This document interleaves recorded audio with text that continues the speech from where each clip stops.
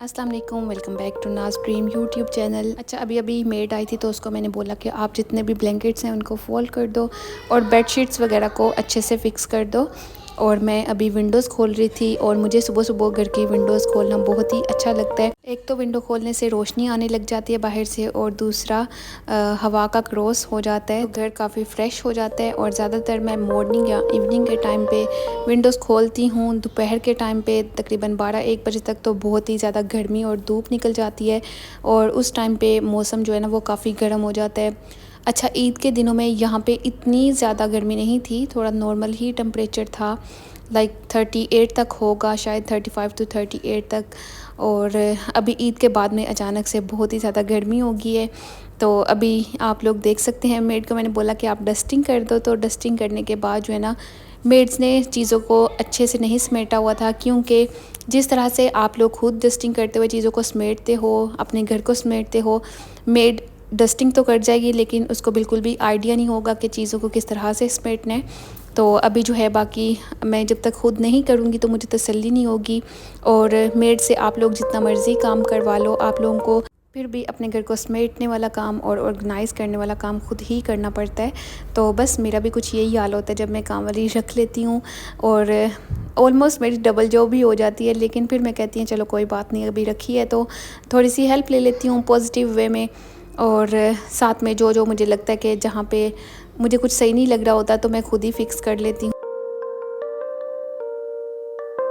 अच्छा, अभी लंच का टाइम था तो मैं आज बना रही थी करेले। जैसा कि मैंने कल आपको बताया कि करेले मैंने वॉश करके रखे थे, लेकिन उसके बाद बनाने का मौका नहीं मिला। मैं चली गई थी बाहर क्योंकि काम था थोड़ा, पूरा दिन फिर बाहर ही गुजर गया, और खाना वगैरह हम लोगों ने बाहर से ही खाया।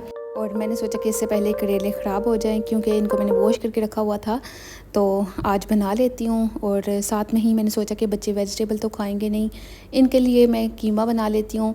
तो बाद में मेरे जहन में आया कि थोड़े से कीमा जो है ना वो करेलों में मिक्स कर लेती हूँ तो टेस्ट थोड़ा सा चेंज हो जाएगा। सो यहाँ पे बच्चों के लिए मैंने कीमा बनाया, और साथ में करेले को कट करके मैंने इनको फ्राई कर लिया था अच्छे से। और जब आप लोग इनको फ्राई कर लेते हो ना तो ज़रा भी कड़वाहट नहीं रहती इनके अंदर, और खाना जो है ना वो बहुत ही आसान हो जाता है।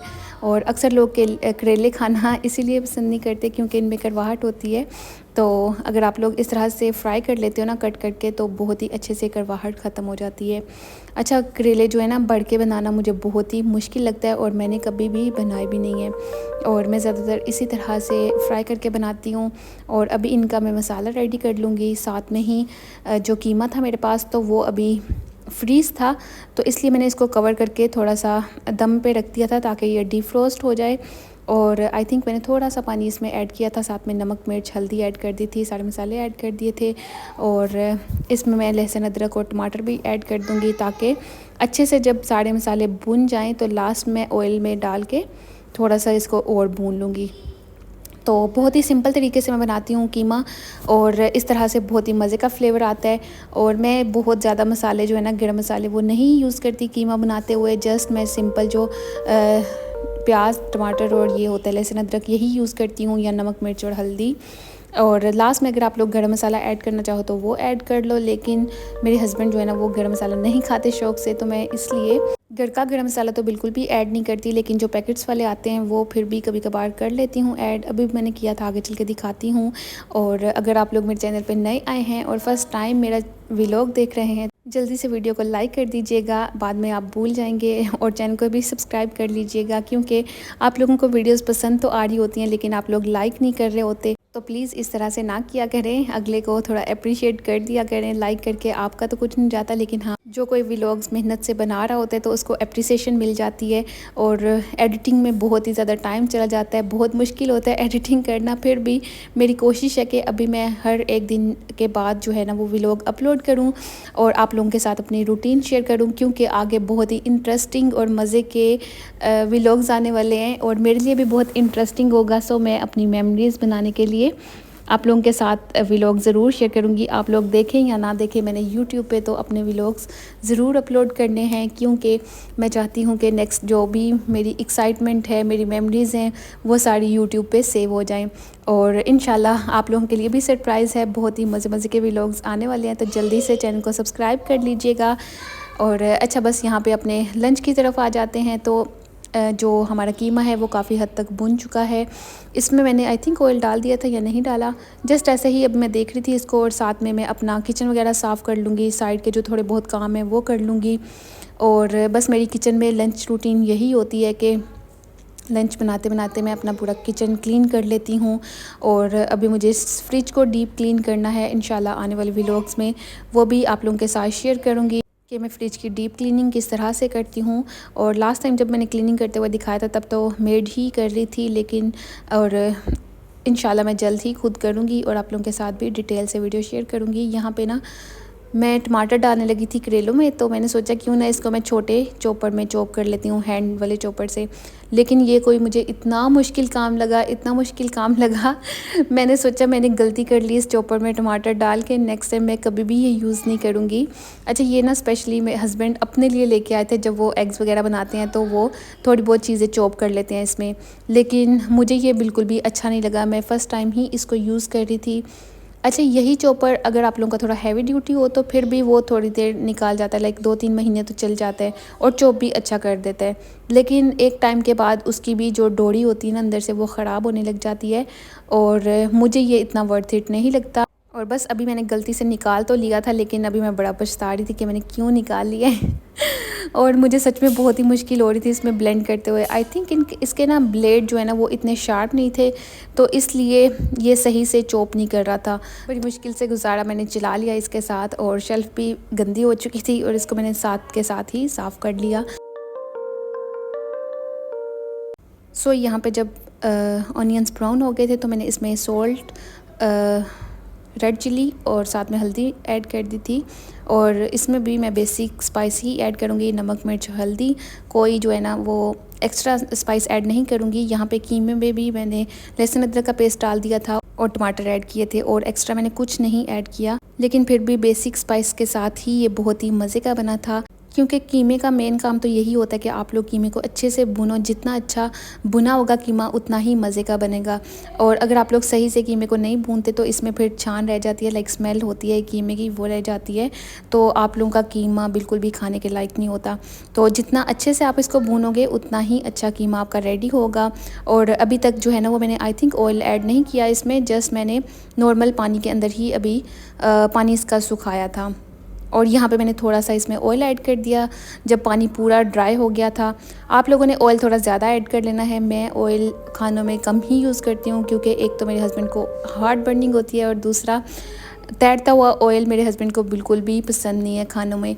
सो उनकी पसंद को मद्देनज़र रखते हुए मैं बहुत ही कम ऑयल यूज़ करती हूँ, और इतना कम भी नहीं होता, बहुत अच्छे से आपका जो खाना ना वो बन जाता है। बस आपको ये होता है कि खाना अच्छे से दिल से बनाया जाए, अच्छी तरह से भून के बनाया जाए। जब आप लोग मसाला बनाओ तो बहुत ही अच्छे से इसको भूनो, और उसके बाद आप लोग जो भी चीज़ें ऐड करनी है वो ऐड करो, तो खाना आपका खुद ही मज़े का बनेगा। जितना आप लोग तसल्ली से खाना बनाते हो उतना ही मज़े का खाना आपका बनता है। तो बस मुझे यही होता है कि जल्दी जल्दी में खाना बना के ना रख दूँ मैं। अच्छा, यहाँ पे मैं दिखा रही थी गोश्त मसाला जो कि मेरे पास पड़ा हुआ था, तो इसको मैं योगर्ट में मिक्स करके ही कीमे के अंदर डालूँगी। और जब आप लोग योगर्ट डालते हो ना किसी भी सालन में, चाहे वो कीमा हो या चिकन का सालन हो, तो आप लोगों ने योगर्ट का टेम्परेचर जो है वो नॉर्मल रखना होता है। अगर आप लोग ठंडा योगर्ट गर्म हांडी में डाल दोगे तो योगर्ट में फुटकियाँ बन जाएंगी और आपका खाना बिल्कुल भी अच्छा नहीं बनेगा, और योगर्ट की जो फुटकियाँ होती हैं ना वो सेपरेट ही आप लोगों को नज़र आएंगी। तो योगर्ट डालते हुए हमेशा आप लोगों ने ये ख्याल रखना होता है कि योगर्ट जो हो वो नॉर्मल टेम्परेचर पे हो।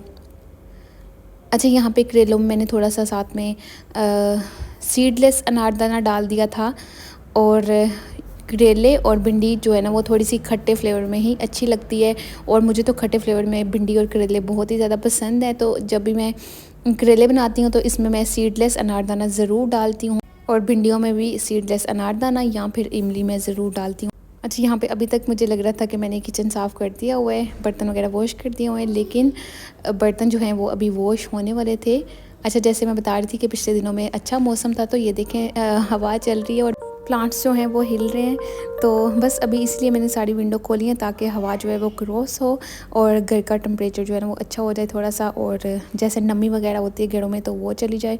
वैसे तो अल्हम्दुलिल्लाह मेरे घर पे नमी बिल्कुल भी नहीं होती, क्योंकि मैंने अपने घर में जो है ना फुल कारपेट नहीं डाले हुए। ज़्यादातर उन्हीं घरों में नमी होती है जहाँ पे कारपेट्स वगैरह होते हैं या सी साइड के पास होते हैं। तो अल्हम्दुलिल्लाह मेरा घर ऐसे एरिया में नहीं है, तो कारपेट भी मैंने छोटे छोटे ही डाले हुए हैं घर में। अच्छा यार, अभी वॉइस ओवर करते हुए मेरे बच्चे इतने मुझे डिस्टर्ब कर रहे हैं ना, इसलिए मेरा फोकस जो है ना वो बार बार बात से हट रहा है कि मैं कौन सी बात कर रही हूँ। अच्छा, मैं बता देती हूँ कि जब मैं मोप लगाती हूँ ना तो उसमें हमेशा मैं कंफर्ट और विनीगर ज़रूर ऐड करती हूँ और डिटोल भी ऐड करती हूँ, जिससे बहुत ही अच्छी महक आती है, आप लोगों के घर से खुशबू आती है।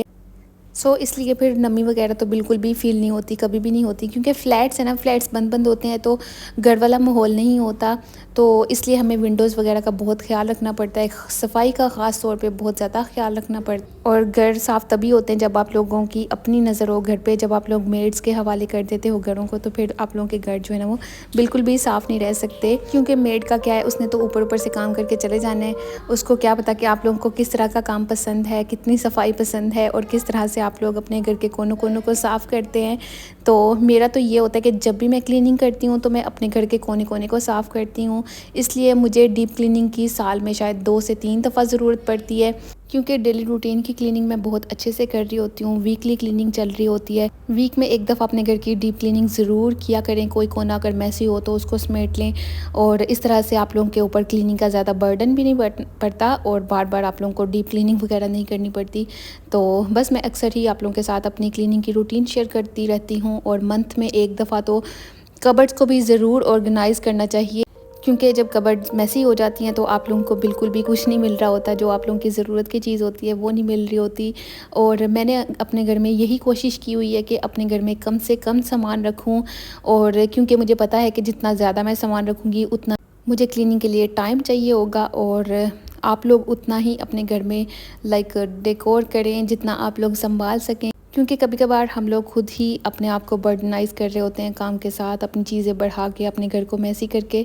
और मुझे कंजस्टेड घर बिल्कुल भी पसंद नहीं है। मुझे अपने घर में बहुत ही कम चीज़ें पसंद हैं, स्पेसिफ़िक चीज़ें।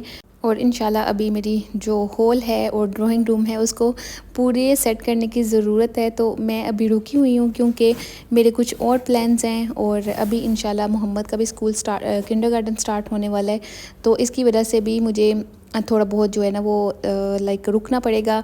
जब इसका किंडरगार्टन ख़त्म हो जाएगा तो उसके बाद ही इंशाल्लाह हम लोग वापस घर के ऊपर फोकस करेंगे और जितने भी पेंडिंग काम है वो करवाएंगे। अच्छा, यहाँ पे हस्बैंड जॉब से आए तो वो आते हुए फिर रोटी ले आए थे, साथ में लस्सी पड़ी हुई थी। तो करेलों के साथ लस्सी का बहुत ही मज़ा आता है। भिंडी और करेले के साथ अक्सर ही लस्सी बना लेते हैं। अभी भी उन्होंने लस्सी बनाई, और लस्सी तो वैसे बनी हुई मिली थी लेकिन ये काफ़ी थिक होती है, तो इसमें थोड़ा सा हम लोग मिल्क ऐड करते हैं ताकि ये थोड़ी सी नॉर्मल हो जाए, लिक्विडी हो जाए। तो बस यहाँ पे बच्चों के लिए मैं घर की रोटी बना रही थी, क्योंकि बच्चों को घर की रोटी ज़्यादा पसंद है। आटा गूंदने वाला था तो इसलिए उस टाइम पे मैंने हस्बैंड को बोला कि आप आते हुए रोटी ले आना, और वो माशाल्लाह से ले आए थे। तो हम लोगों ने तो बाहर की रोटी ही खाई थी, और बच्चों ने लेट ही नाश्ता किया होता है तो इन्होंने तकरीबन शाम को ही खाना खाया था। और वैसे भी आटा गूंदने वाला था तो मैंने सोचा कि आटा गूंदूंगी और बच्चों के लिए रोटी बना लूँगी। और सच में बहुत ही मज़े के कीमा करेले बने थे, और हस्बैंड जो हैं वो अब्बू को भी दे के आए थे और उनको भी बहुत पसंद आए। तो रोटी जो बाहर से आई हुई थी तो वो तो मैंने अब्बू की तरफ भेज दी थी, और इसलिए फिर मैंने बच्चों के लिए आटा गूंद के उनको फिर घर की रोटी बना दी थी। अच्छा, कुछ ऐसे सालन होते हैं उनके साथ बाहर की रोटी ही अच्छी लगती है। तो हस्बैंड को भी कुछ सालनों के साथ बाहर की रोटी पसंद आती है, तो वो फिर खुद ही बोलते हैं कि मैं बाहर से रोटी ले आऊँगा, तुम नहीं बनाना।